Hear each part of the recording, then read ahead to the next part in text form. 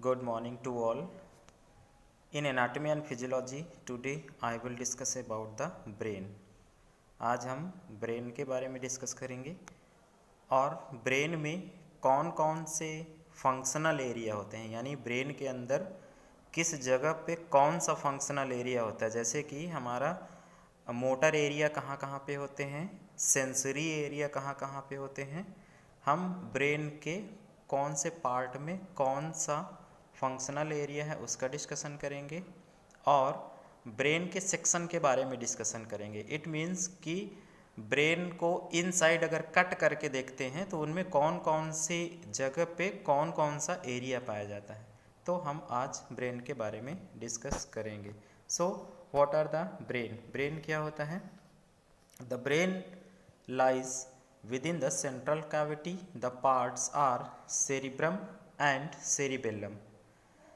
जो ब्रेन होता है वो हमारे क्रेनियल कैविटी में होता है। जैसे कि मैंने पहले ही बताया, तो क्रेनियल कैविटी जो क्रेनियल बोन से मिलकर के बनी होती है, तो क्रेनियल कैविटी में हमारा ब्रेन होता है और the part are cerebrum and cerebellum. इसके पार्ट के नाम होते हैं सेरिब्रम और एंड सेरिबेलम। जो सेरिब्रम ये मेन लार्जेस्ट पार्ट होता है और सेरिबेलम होता है जो इसका स्मॉलेस्ट पार्ट होता है। तो ये मेन दो पोर्शन में डिवाइड रहता है। हम क्रेनियल कैविटी आपको दिखा देते हैं क्या होता है। ये जो सामने देख रहे हैं ये हमारा पूरा स्कल होता है। फ्रंट में फेशियल बोन्स होती हैं और ये टॉप पे ऊपर हेड में क्रेनियल बोन्स होती हैं। तो ये क्रेनियल बोन से मिल कर के हमारी क्रेनियल कैविटी बनती है। तो क्रेनियल कैविटी में जब हम ब्रेन के इनसाइड देखेंगे तो ये जो इनसाइड का पूरा पोर्शन है जो अभी खाली है, तो ये क्रेनियल कैविटी कहलाता है। इसी क्रेनियल कैविटी में हमारा ब्रेन होता है। तो इसी क्रेनियल कैविटी में जो ब्रेन होता है, ब्रेन का ये मेन पोर्शन है।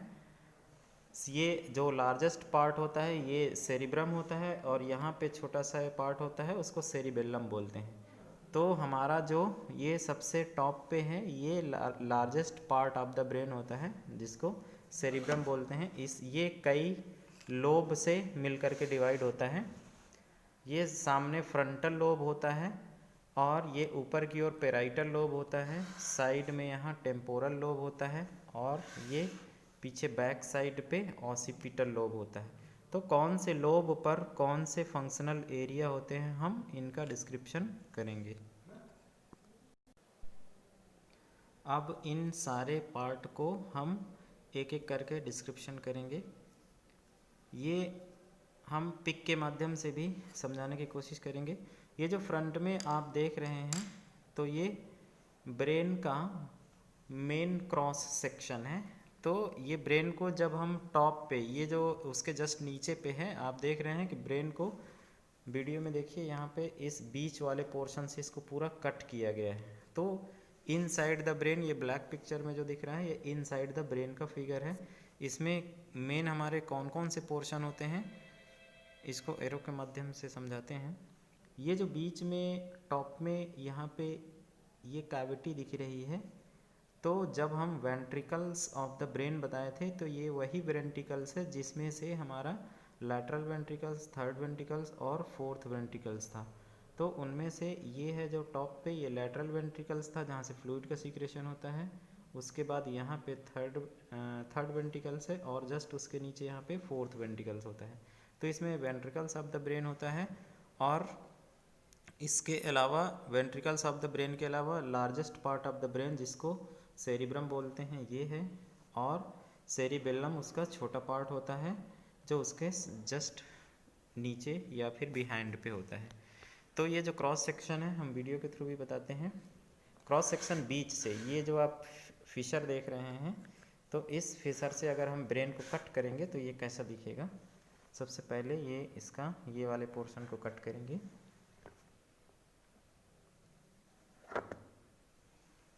ये इनसाइड द ब्रेन का स्ट्रक्चर है जो कि आप देख रहे हैं सामने। उसके बाद ये दूसरा क्रॉस सेक्शन उसका हटाएंगे। नेक्स्ट ये थर्ड क्रॉस सेक्शन।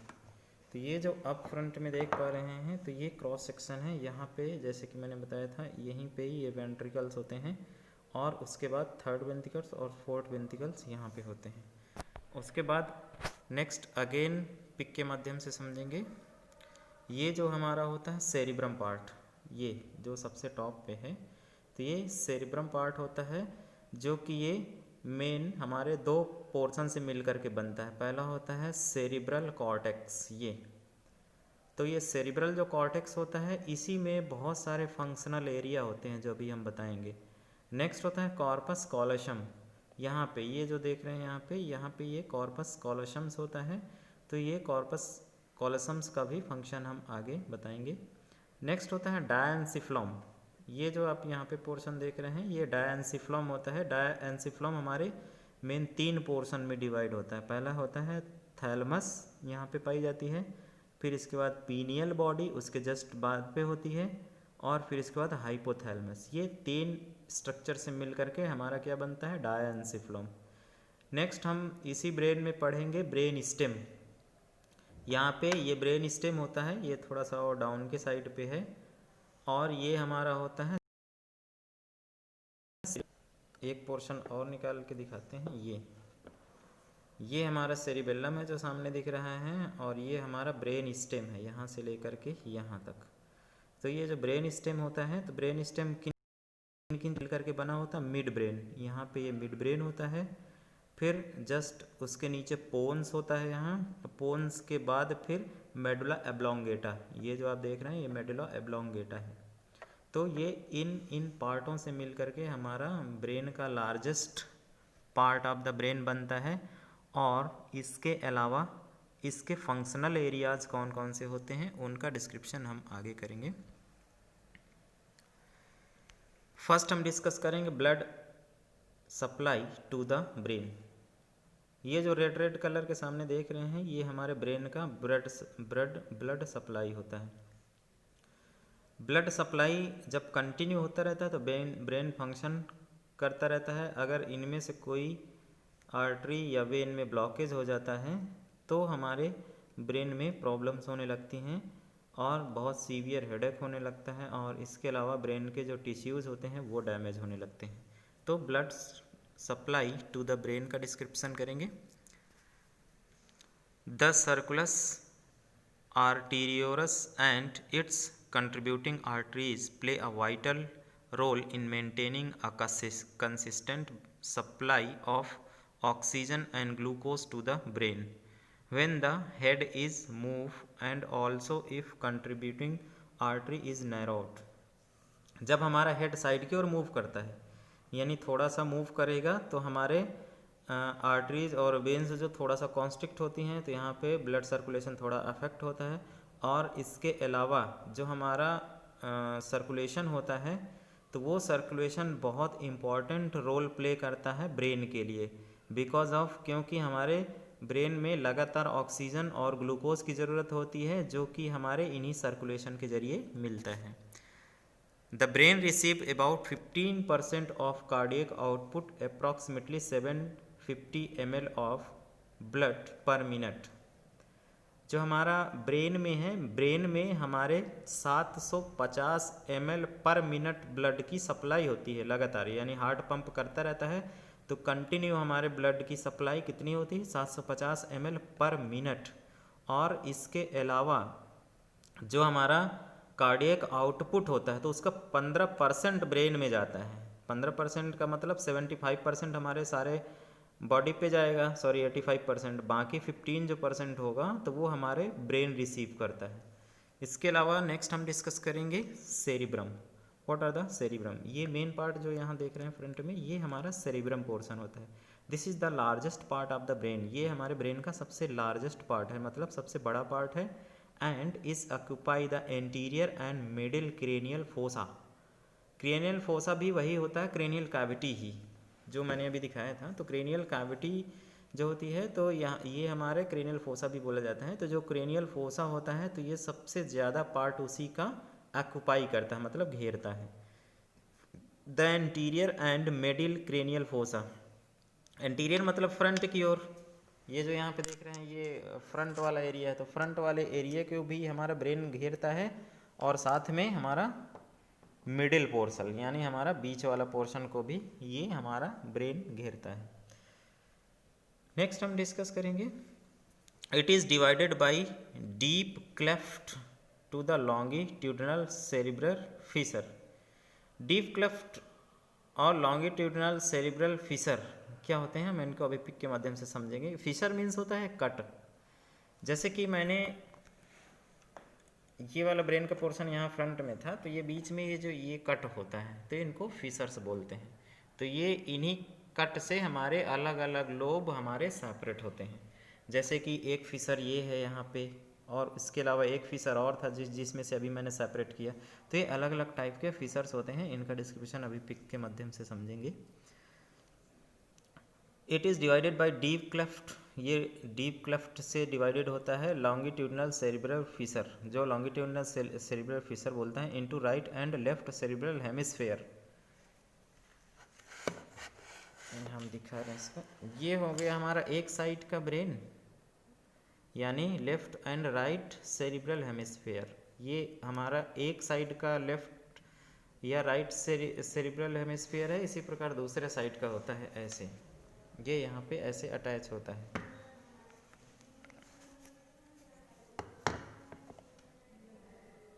ऐसे ये अटैच होता है ब्रेन, तो ये आपस में पूरा मिलकर के ब्रेन बनता है। तो ये हमारे दो पोर्शन में डिवाइड होता है।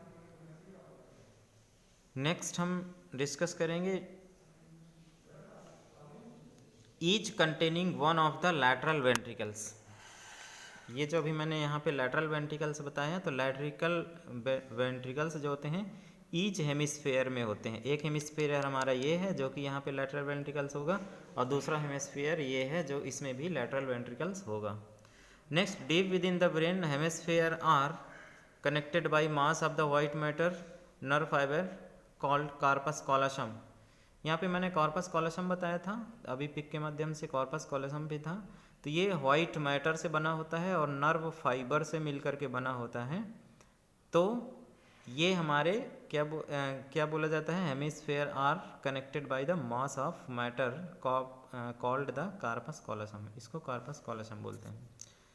नेक्स्ट हम डिस्कस करेंगे next point, the cerebral cortex so many infolding furrow vary in depth the expose area fold are the Gary.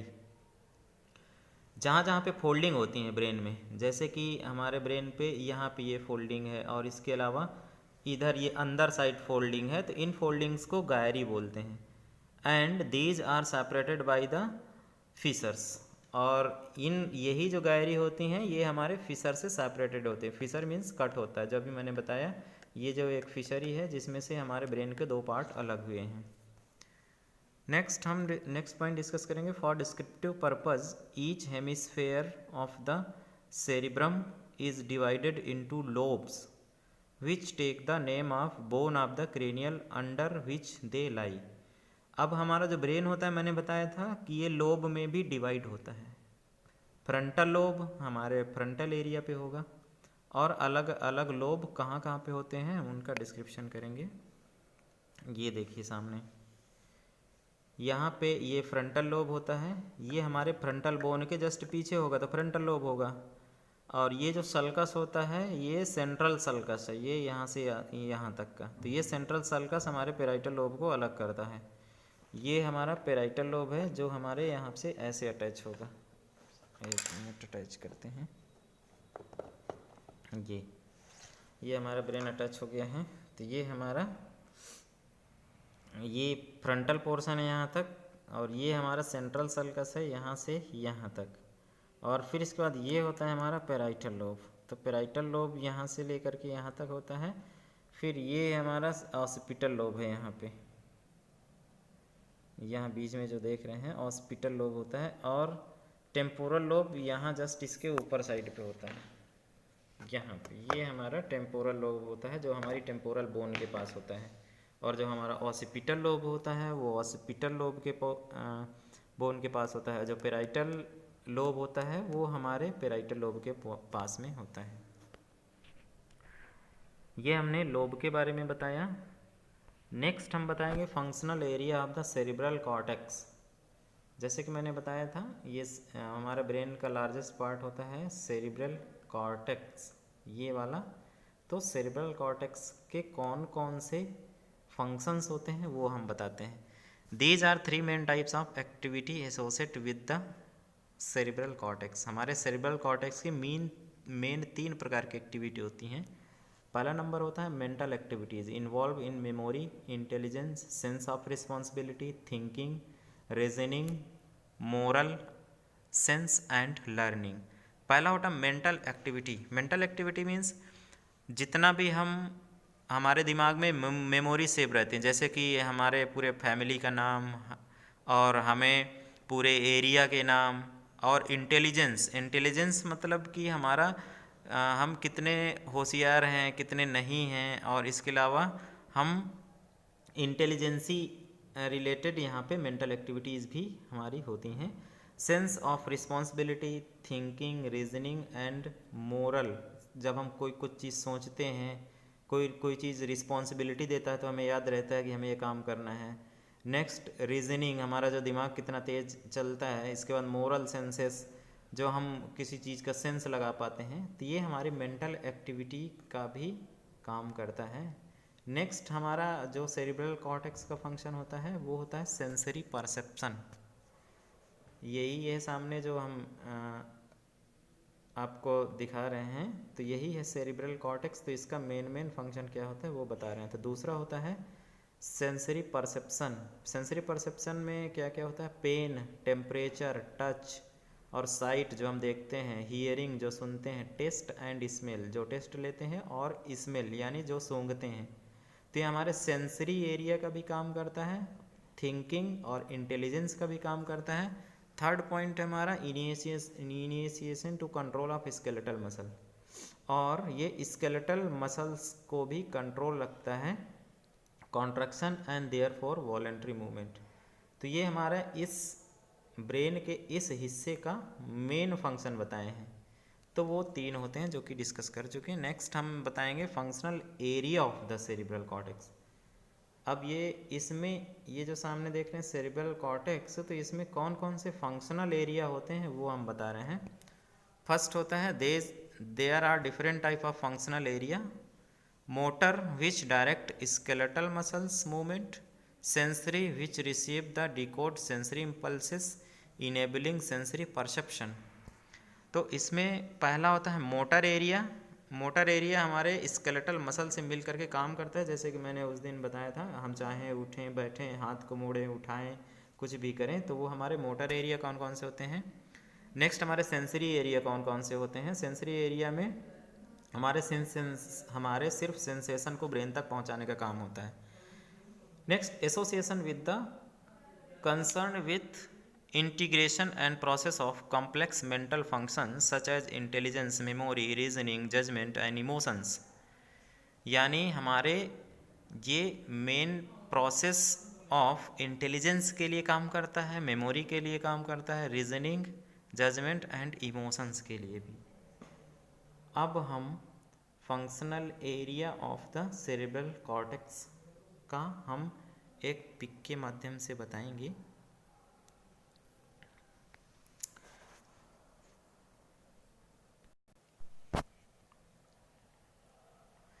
ये जो सामने पिक देख रहे हैं, इसमें मेन फंक्शनल एरिया दिए हुए हैं, उनका हम एक एक करके समझाएंगे।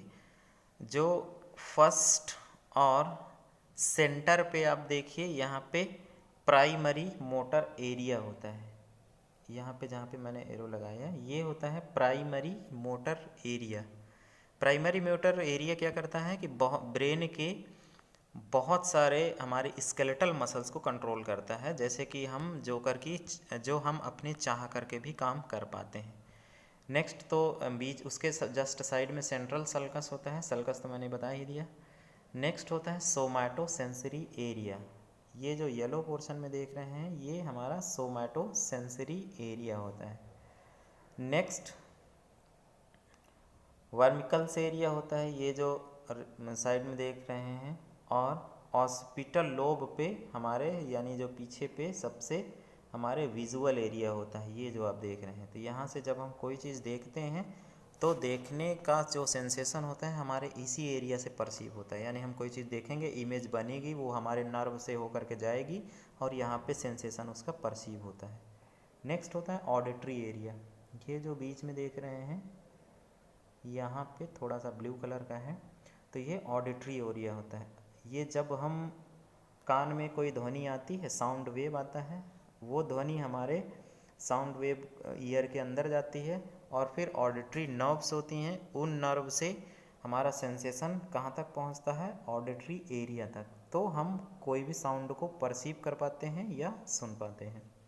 नेक्स्ट हमारा उसी के सेंसरी ऑडिटरी जो एरिया था, तो ऑडिटरी एरिया के जस्ट बगल में टेस्ट एरिया है। यहाँ पे देखिए ये होता है टेस्ट एरिया, यानी जब हम कोई चीज़ खाते हैं तो कड़वा है, मीठा है कि तीखा है, तो वो हमारे इसी एरिया से परसीव होता है, यानी हमारे ब्रेन पे नर्व के थ्रू हमारे टेस्ट एरिया पे जाएगा और हम टेस्ट के परसेप्शन को पहचान पाते हैं।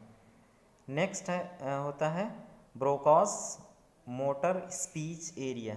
उसी टेस्ट एरिया के जस्ट बगल पे है, यहाँ पे देखिए ये, तो ये होता है हमारा मोटर स्पीच एरिया। जब हम बोलते हैं, जैसे हम कंटिन्यू बोल रहे हैं, आप लोग सुन रहे हैं, तो बोलने के लिए जितनी भी हमारी मसल्स काम करती हैं और इसके अलावा जो जो हमारे बोलने में हमारे माउथ की कैविटीज़ में जितना भी हेल्प होता है, वोकल कॉर्ड होता है, हमारे टंग्स होता है, हमारे जीभ होते हैं, लिप्स होते हैं, तो ये सब मिल करके हमारे वर्ड का फार्मूलेशन करते हैं। तो हमारा ये सब इसी मोटर स्पीच एरिया के थ्रू ही होता है। नेक्स्ट प्री फ्रंटल एरिया होता है, यहाँ पे जो देख रहे हैं, तो इन सारे एरियाज़ का हम डिस्क्रिप्शन बता रहे हैं कि कौन से एरिया का क्या काम होता है। मोटर एरिया जो अभी मैंने बताया था, प्री मोटर एरिया अभी जो मैंने दिखाया था, तो प्री मोटर एरिया क्या होता है, this lie in the frontal lobe immediately anterior to the central sulcus. जो प्री मोटर एरिया होता है तो हमारे anterior immediately anterior to the central sulcus, central sulcus के एंटीरियर पोर्शन पे होता है। The cell body are pyramid shape, इसकी जो सेल बॉडी होती हैं पिरामिड शेप की होती हैं, and they control skeletal muscle activity. और जो प्री मोटर एरिया होता है तो हमारे स्केलेटल मसल्स जो होती हैं तो उनको उनकी एक्टिविटी को कंट्रोल करता है। स्केलेटल मसल्स हमारी इच्छाओं से काम करती हैं, ये याद रखिएगा। अब ये देखिए एक पिक है, तो ये अपर मोटर न्यूरॉन है और नीचे लोअर मोटर न्यूरॉन दिया है। हम राउंड सर्कल में करके देख रहे हैं, ये देखिए यहाँ पे ये अपर मोटर न्यूरॉन लिखा है ये, तो अपर मोटर न्यूरॉन्स होते हैं ये जो देख रहे हैं, और इसके बाद इस सर्कल में देखिए ये होता है हमारा अपर मोटर न्यूरॉन, और फिर उसके जस्ट नीचे होता है लोअर मोटर न्यूरॉन ये। तो अपर मोटर न्यूरॉन से कोई मैसेज आता है, फिर जस्ट हमारे लोअर मोटर न्यूरॉन से होकर के इफेक्टर ऑर्गन तक पहुंचता है, जिसको स्केलेटल मसल्स बोलते हैं। तो यानी जब हम कोई काम करने की सोचते हैं तो हमारे ब्रेन से इम्पल्सेस जनरेट होता है। जैसे कि हमने सोचा कि अपने हाथ को उठाना है, तो अपर मोटर न्यूरॉन से तुरंत मैसेज जाएगा और फिर लोअर मोटर न्यूरॉन से होकर के इफेक्टर ऑर्गन पे पहुंचेगा और इफेक्टर ऑर्गन तुरंत कॉन्स्ट्रिक्ट होगी और हम हाथ को उठा पाएंगे। तो ये ऐसे फंक्शनल एरिया होते हैं जो कि काम करते हैं continue. Next, in the motor area of the cerebrum, the body is represent upside down, that is the uppermost cells control the feet, and those in the lowest part control the head, neck, face and fingers. The size of area of cortex representing different part of the body are proportional of the complexity movement of the body part not to its size. Next है इसमें figure 723, so that comparison with the trunk of the head, foot, tongue, lips are represented by the large cortical area reflecting the greater degree of motor control associated with these areas.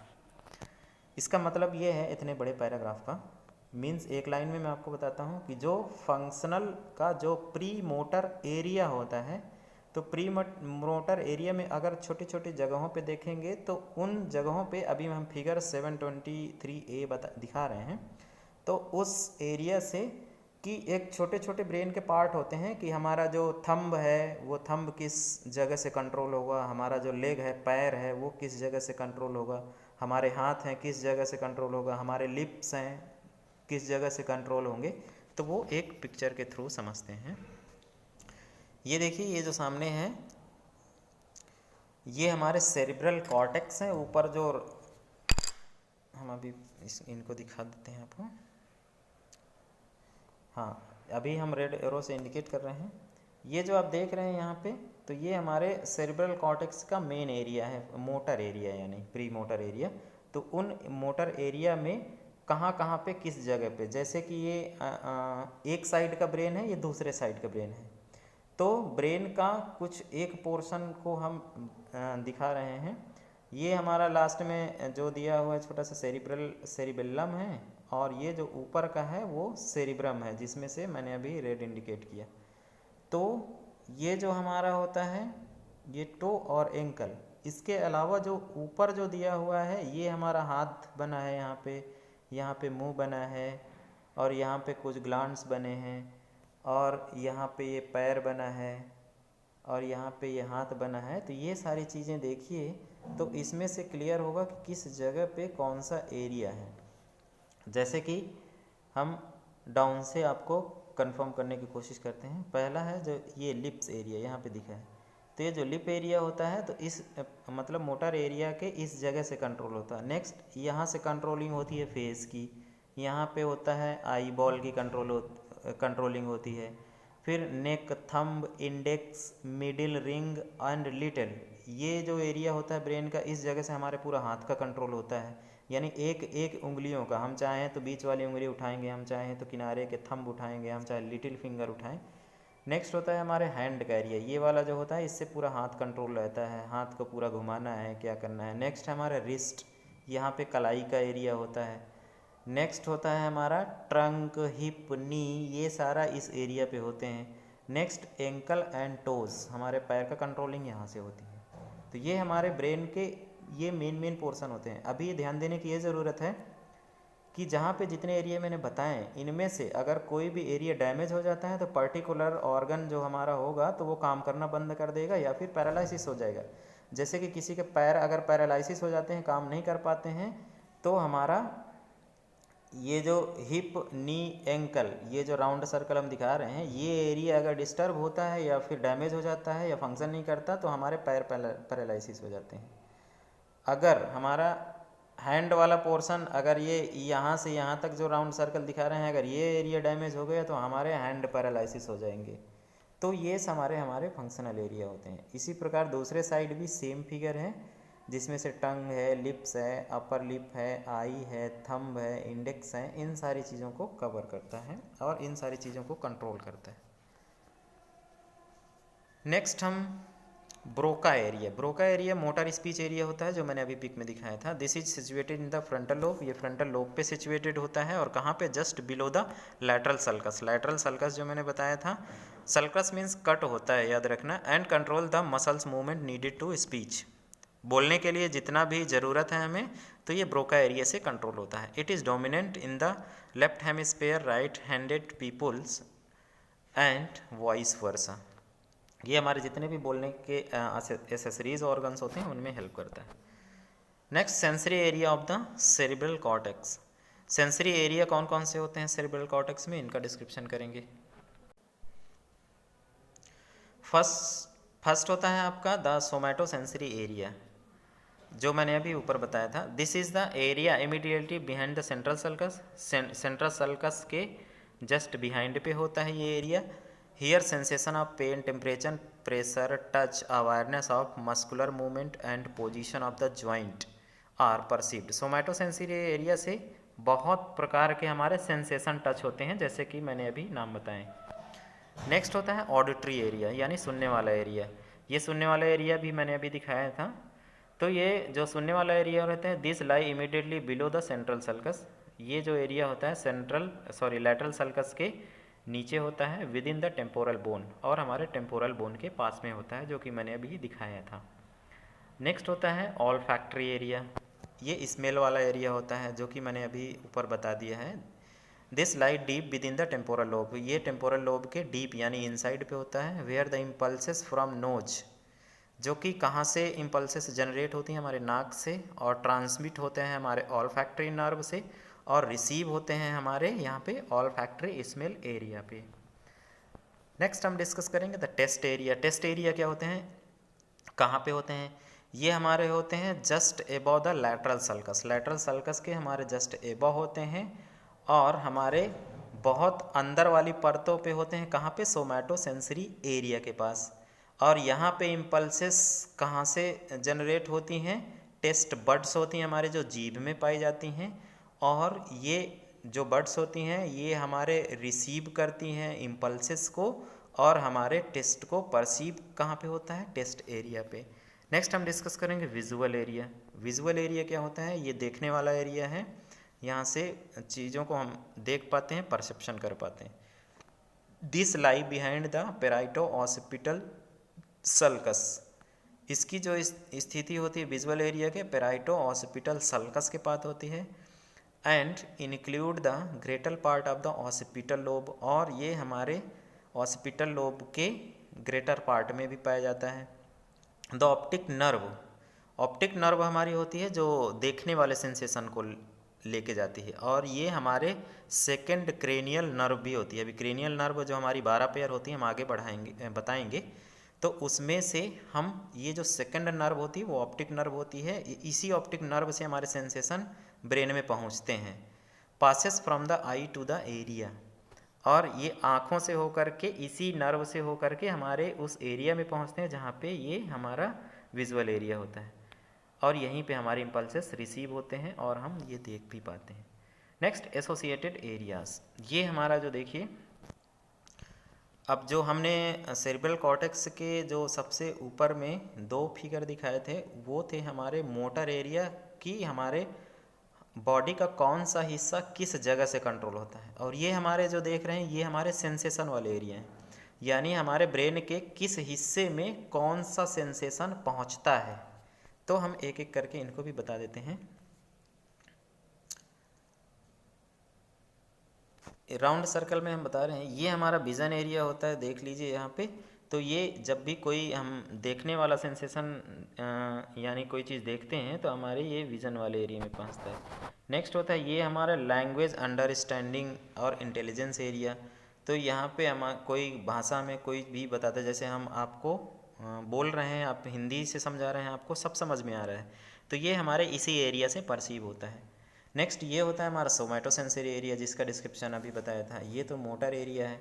Next इसके अलावा हम speech production area, ये वाला जो मैंने दिखाया था, तो इसमें से हमारा क्या होता है, स्पीच एरिया होता है। स्पीच एरिया को क्या करते हैं, ये साउंड को प्रोडक्शन में हेल्प करते हैं। नेक्स्ट ये हमारा ऑडिटरी एरिया होता है। तो इसी प्रकार का ये मेन एरियाज जो हमारे ब्रेन पे होते हैं ये हमारे सारे सेंसरी एरियाज होते हैं। नेक्स्ट हम डिस्कस करेंगे रिंकल्स या फिर सेंसरी स्पीच एरिया, जो कि मैंने सबसे ऊपर टॉप वाले में रिंकल्स एरिया दिखाया था।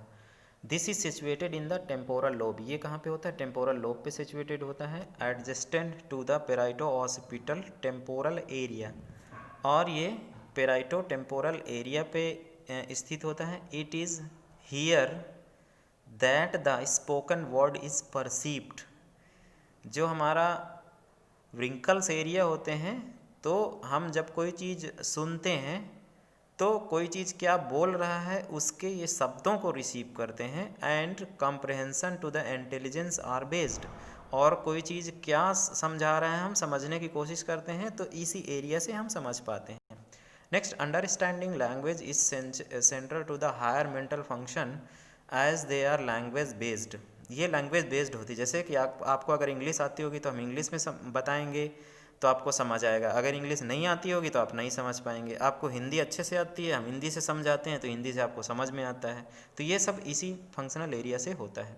This is the dominant in the left hemisphere and right handed peoples and vice versa.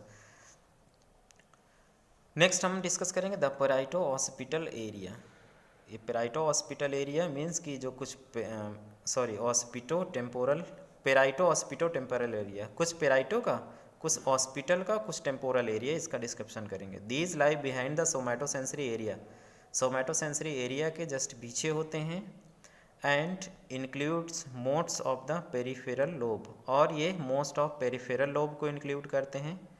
Its function क्या होता है, इनका फंक्शन क्या होता है, are thought to include spatial awareness, interpreting written language and the ability to name objects.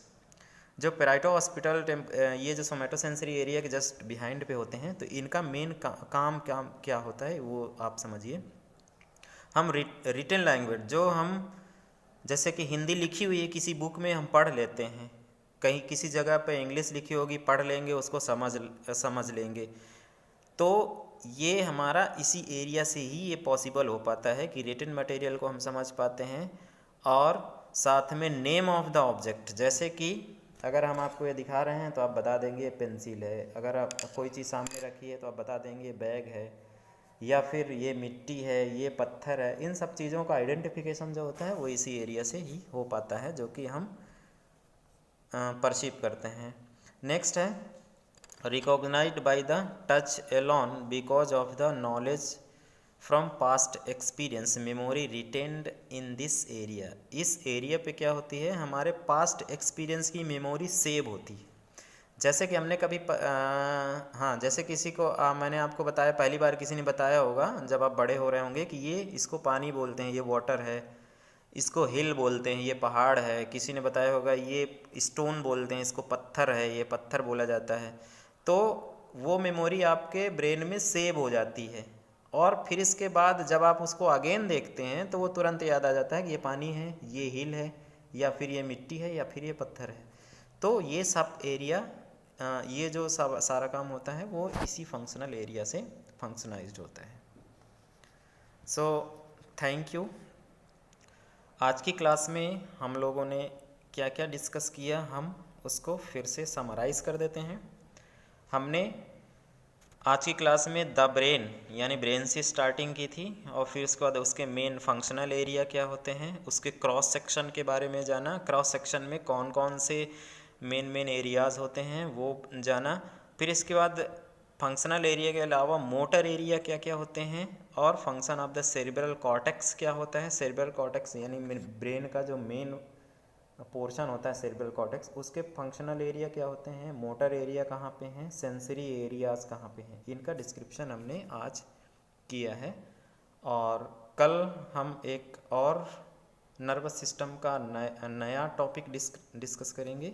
So thank you.